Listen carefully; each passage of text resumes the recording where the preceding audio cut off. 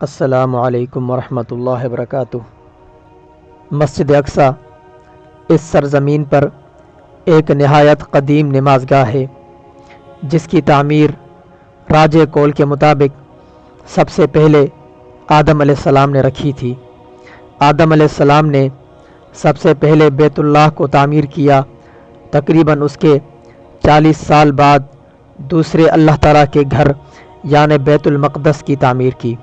یہاں پر نہ کوئی مندر تھا، نہ ہی کوئی گرجا گھر اور نہ ہی کوئی ہیکل تھا۔ پھر اس کے بعد اللہ تعالیٰ کے دوسرے نبی ابراہیم علیہ السلام کی ہجرت ہوئی، جو کفر خانہ عراق کو خیر آباد کہہ کر اس کی جانب منتقل ہوئے۔ یہ واقعہ کوئی 1800 سے 2000 سال قبل مسیح کا ہے۔ ابراہیم علیہ السلام نے بیت الحرام کی بنیادیں بالکل شروع سے رکھیں اور اس کے بعد اپنے فرزند اسماعیل علیہ السلام کو اس کی آبادی پر مامور کیا۔ اس کے بعد ان کے دوسرے فرزند اسحاق علیہ السلام اور پھر ان کے فرزند ارجمند یعقوب علیہ السلام خطہ اقصی کی آبادی پر مامور ہوئے۔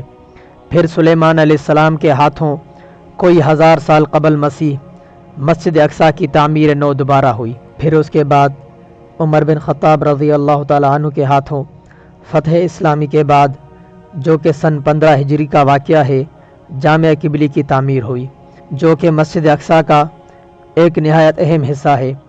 پھر دولت اموی کے عہد میں گنبد صخرہ کی تعمیر ہوئی اور اس کے ساتھ جامع قبلی کی دوبارہ تعمیر ہوئی۔ اموی دور کے اندر اس تعمیری منصوبے میں اپنی تکمیل کو پہنچنے میں تقریباً 30 سال لگائے، یعنی 66 ہجری سے لے کر 96 ہجری تک۔ تب سے اب تک مسجد اقصی اسی نقشے پر قائم ہے۔